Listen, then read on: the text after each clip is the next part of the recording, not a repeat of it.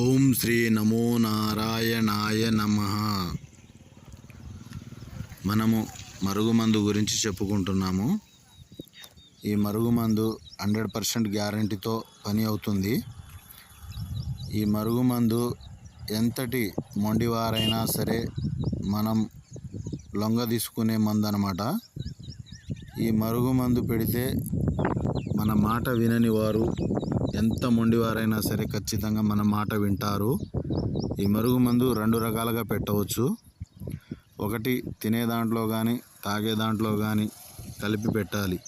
అంటే జ్యూస్లో కానీ, చికెన్లో కానీ, మటన్లో కానీ, బిర్యానీలో కానీ, లేకుంటే ఫిష్లో కానీ, ఎగ్లో కానీ, కూరగాయలలో కానీ కలిపి పెట్టాలి.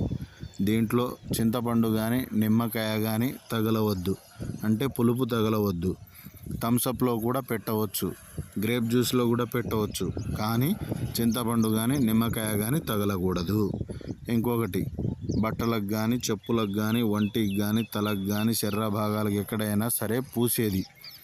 ఈ పూసే మరుగుమందు వచ్చేసి మనకు వారం నుంచి 10 రోజులు 15 రోజుల లోపల పని అనేది జరుగుతుంది. కడుపుకు పెట్టే మరుగుమందు వచ్చేసి మనం పెట్టిన తర్వాత 24 గంటల నుంచి వారం లోపల రిజల్ట్ అనేది